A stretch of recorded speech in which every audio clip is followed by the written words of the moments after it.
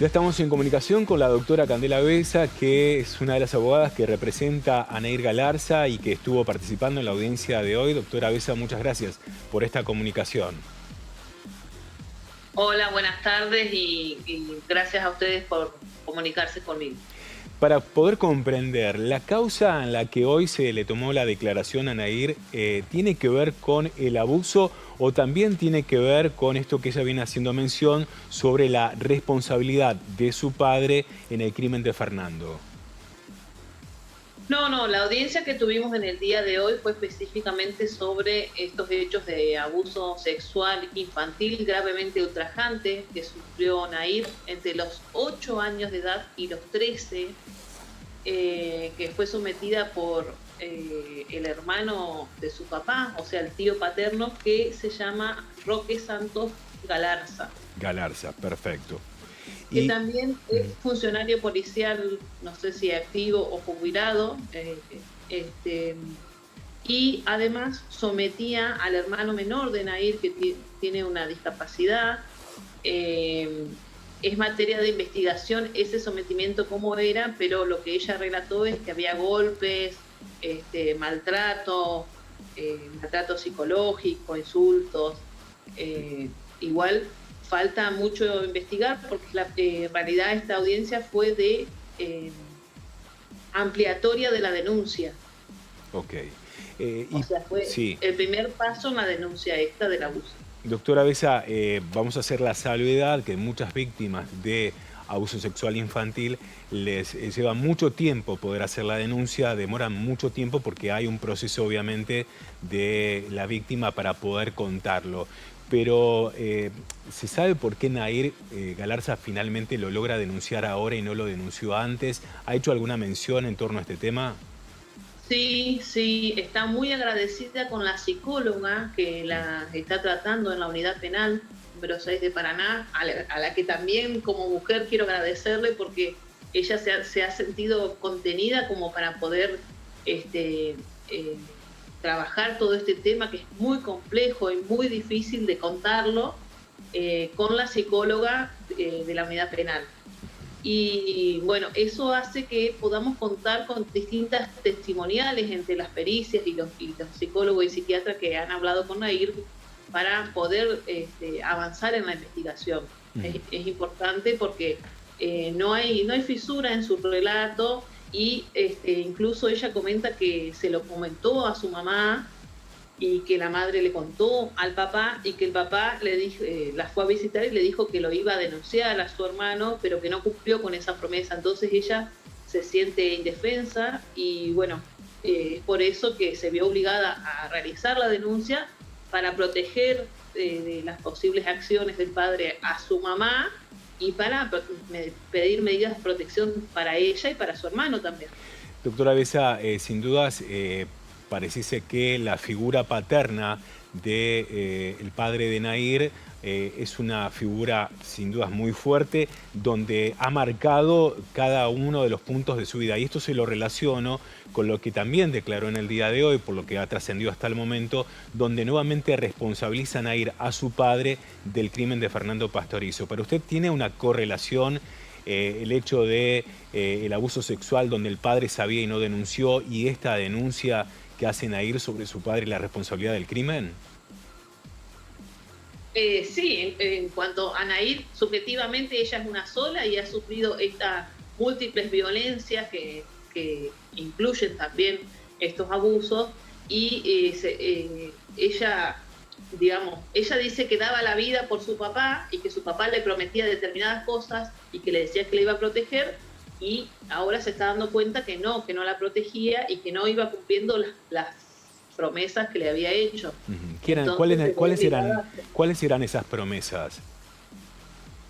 ¿Se sabe? Sí, por ejemplo, lo que le comenté recién, que él le prometió que lo iba a denunciar al hermano por el abuso y no lo cumplió.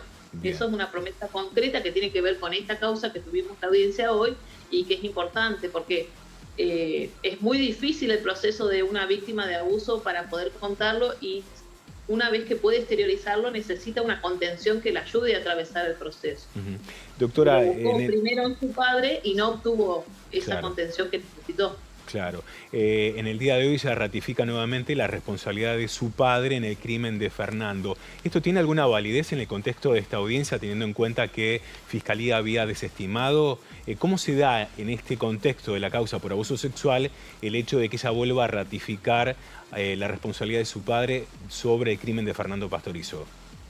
Sí, en realidad esas son causas diferentes. O sea, hay una causa que es por la violencia de género sufrida por la madre, otra que es la causa del homicidio del señor Pastorizo, que eso es lo que está ahora manejando la doctora Armida en la corte, y esta del abuso que es ejercido por el tío hacia ella y puede ser hacia un hermano también, es otra causa. Son causas distintas. Lo que pasa que también dan el contexto de la relación familiar y de la violencia sufrida.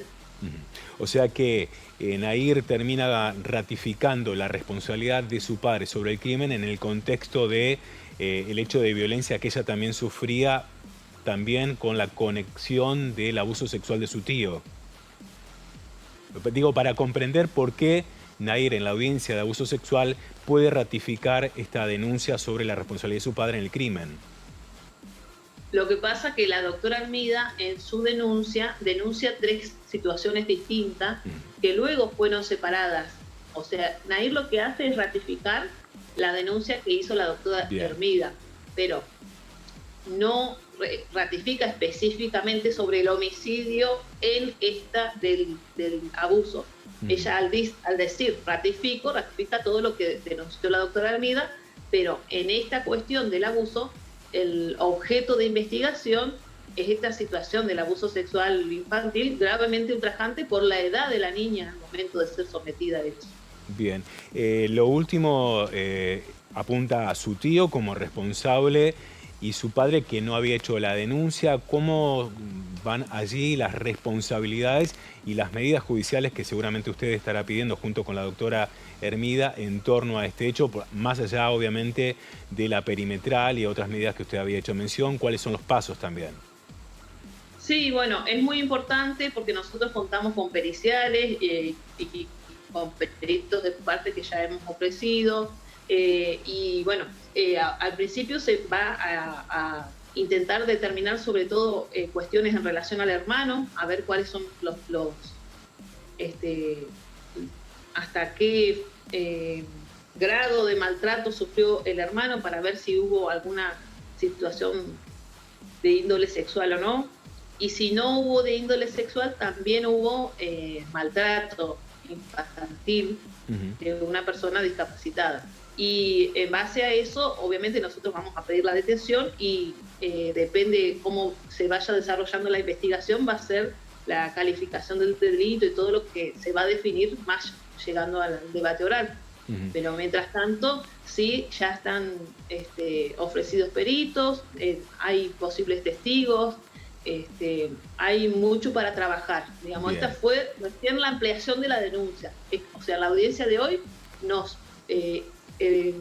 enfocamos solamente en el abuso y en desarrollar bien la denuncia del abuso. La última pregunta es más del orden personal hacia usted. Sin dudas, cuando hablamos de Nahir Galarza, hablamos de una sobreexposición de esta joven que fue condenada mediáticamente y socialmente antes que la justicia. Y usted, en esto de poder tomar contacto con ella para conocer, obviamente, en principio, esta denuncia del abuso sexual, luego la tramitación de la causa, ¿con qué joven se encontró? ¿Es una joven a la que a usted le resulta que es un relato creíble lo que está contando? ¿Cómo es su observación personal en torno a Nahir Galarza? Si es que usted puede hacer mención de esto. Sí, el relato es sólido, lo que pasa es que le cuesta mucho expresarse y le cuesta mucho expresar emociones también. Entonces, tal vez eso genera, es chocante, digamos, cuando ves una joven de 23 años que se expresa en esos términos, digamos, más rígida, más forma de comunicarse, pero ella está haciendo un proceso que es muy productivo en cuanto a sus emociones y la forma de poder comunicar lo que le ha pasado y buscar herramientas para salir adelante. Para usted, alejarse de su padre le permite que ella pueda iniciar este camino. Sí, también hay mucho acompañamiento institucional que que ella todo el tiempo remarca que la psicóloga que la acompaña en la unidad penal ha sido uno de los pilares para que ella pueda tocar estos temas. Muy bien. Doctora Candela Besa, le agradecemos mucho esta comunicación, abogada que representa a Nahir Galarza en la causa por abuso sexual en el cual está denunciado el tío de Nahir. Muchas gracias por esta comunicación. Gracias a ustedes, hasta luego. Hasta luego. El gobierno pidió a industrias que reduzcan la demanda de energía. El secretario de Energía, Darío Martínez, sostuvo que los picos de consumo de energía se deben a la reactivación económica que vive el país, que implica mayor demanda energética, sumado a las temperaturas extremas que se están viendo en todo el país desde principios de esta semana. Solicitó a las empresas una reducción en el consumo. Trabajo a distancia, jueves y viernes en la administración pública lo dispuso el gobierno. Esta modalidad a través del trabajo